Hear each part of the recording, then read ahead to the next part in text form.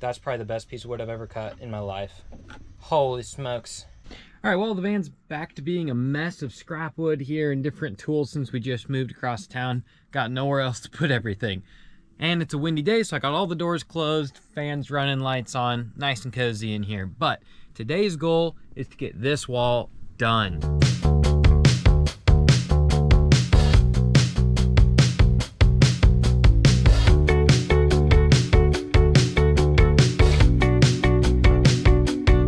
Okay, so I've run into my first hiccup, actually 2 hiccups simultaneously. The first one's gonna be super easy, barely an inconvenience to deal with. Got all these wires here. I want my outlet to sit right over here, and which is gonna cross my furring strip. That problem's actually easy. We're just gonna cut a little tiny bit of the furring strip out and kind of run the cables like so. I could move the switch to here. Maybe I should, I don't know. But that's not a big issue. The bigger issue is this unfortunate bit. So I have, it looks to be about like 2 inches until I hit my beautiful bed support. Now I want to kind of build the bed to here and then walling up and over. So the difficult thing now is I gotta go rip one of these strips to the right size, and all I have to do that with is a jigsaw. So it's not the most accurate thing in the world. So the other thing I could do might just start running boards to there, over, up, finish that, and then later come back and rip a little strip, rip a strip to go right in there. I think that's the best bet. Hoping that works out. We'll see. Gotta try it. If it doesn't work, too bad. Okay, so I have a sliver. I went ahead and switched the light switch to be on this side of this guy. That's just gonna make it easier. I still think you could reach it from the bed unless you have little Tyrannosaurus Rex arms. And then the next hurdle I'm gonna have is I'm gonna get up here, and then this is not gonna be exactly the top. So I'm gonna have to do another cool little nifty cut. So that's gonna be difficult, but we'll figure that out.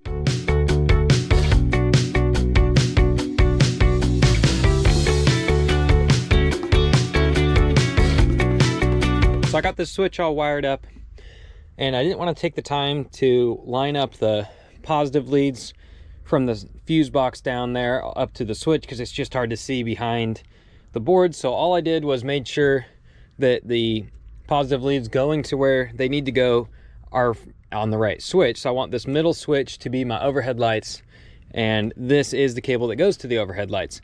Now, since I don't know what positive lead is coming from the fuse box, one of the cool things about this little fuse box is if I turn this switch on, that fuse box is going to show me right here a little red light saying there's a blown fuse. So I now know that this is the circuit that goes to my overhead lights. So I can just turn off the switch, light goes off. That way I'm not trying to do this while pulling power. Slap my fuse in, turn the light switch back on, and boom, all my lights are on. Super simple, super cool little fuse box. I thought I'd get cutesy with the little 1/2-inch holes, one for each wire. Then I realized in order for it to mount flush, the switch flush to the wall, we need to cut out this nice little shape. So, cut out a rough cutout big enough that I can mount the switch flush, level it after the fact. So I gave myself a tiny, tiny, tiny bit of wiggle room in this cutout so that my cutout doesn't have to be perfect, because it's easier to be perfect when leveling the switch, screwing it in, than it is to cut out an exactly perfect square with a jigsaw. So that is my plan. Unfortunately, in the van here, because you never know if it's parked on level ground or not, an actual level, unless I had like a laser level, but an actual level is somewhat useless. So I'm just gonna go ahead and get a little measurement here. Beautiful. So that is exactly where I want it. So now, without letting go, dang, that means I cut my hole almost perfectly.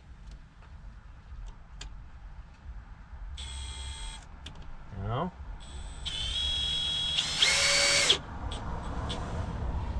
Okay. Look at that, beautiful. Okay, I'm only gonna use 4, even though it has 6.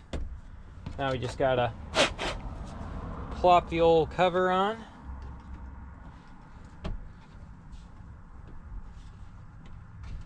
Then the next board up, I need to mount circuit box, outlet box. What did I call this thing? So the plan here is if I mount it just to one board, it's going to take a lot of the structural integrity of that board out of the equation. If you just cut around, it's not going to be clean. So what we're going to do is I'm going to go about half of this board, half of the next board, and that's how I'm going to do it. And then that'll go right about here to be the first outlet for charging while in the bed.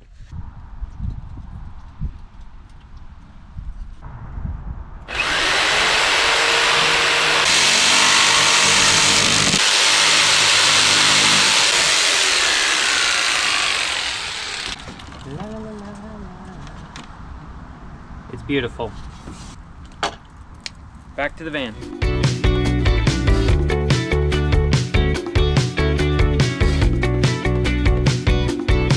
Okay, so I'm just gonna wire this guy up. There's no fuses in my circuit breaker, and the only thing connected is ground and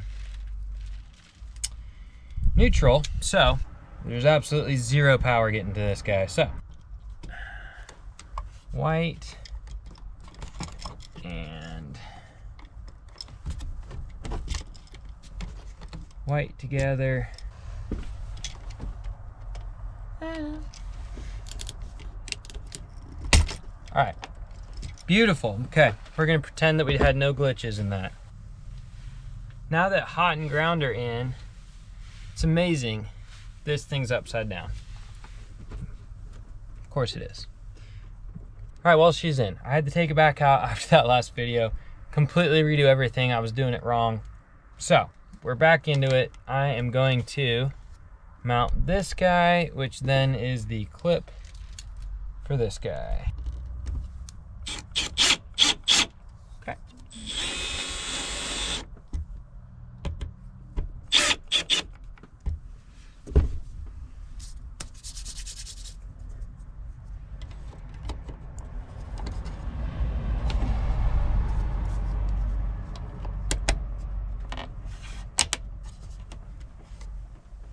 She's on there.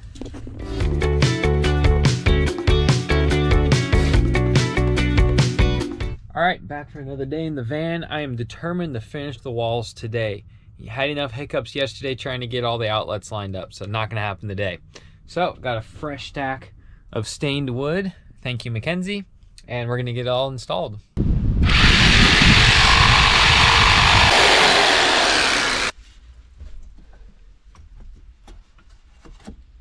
Oh, she's beautiful.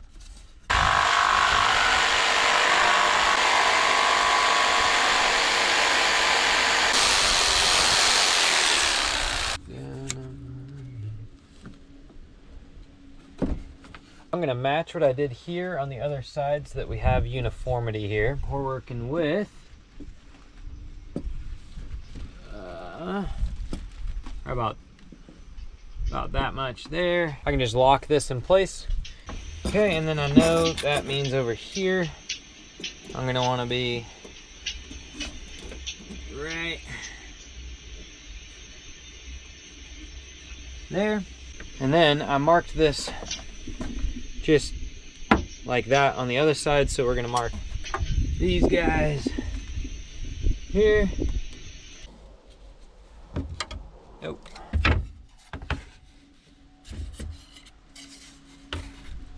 Oh yeah, okay, so is that 4 pieces? Get that right there. Look at this. Okay, so now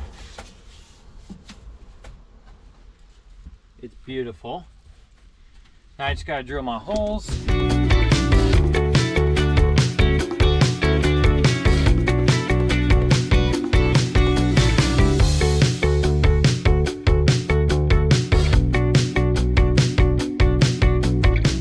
I have some thoughts here. So originally I wanted this shelf to be about 14 by 14. That's what it is. I think that's just a lot of shelf. I mean, that's the shelf being right here. So I think we add at least one more board here, one more board here, and one more board here. Chugging the Red Bull because I got to get this done ASAP.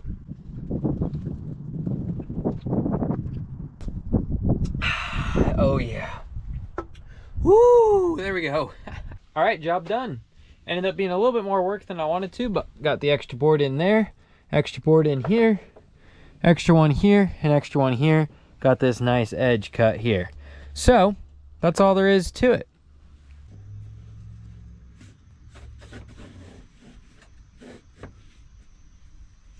That's probably the best piece of wood I've ever cut in my life. Holy smokes.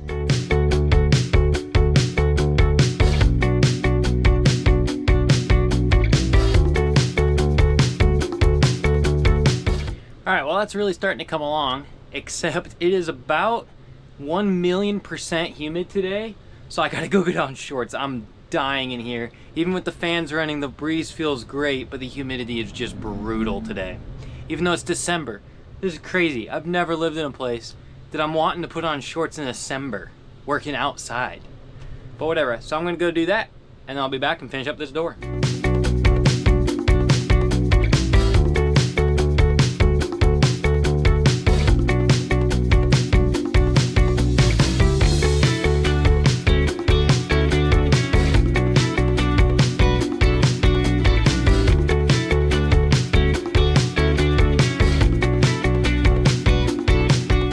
I mean, that is a doggone beautiful door. Got really lucky right here.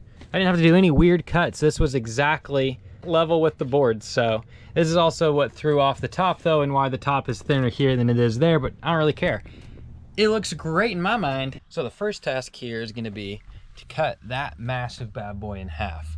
So 4 foot by 8 foot. I only need to go 4 feet of depth, so 48 inches.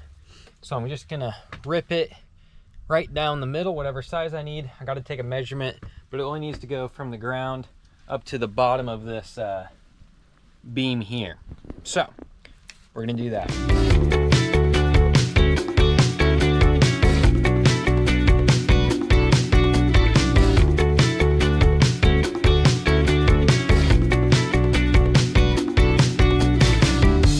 So the next challenge is this guy.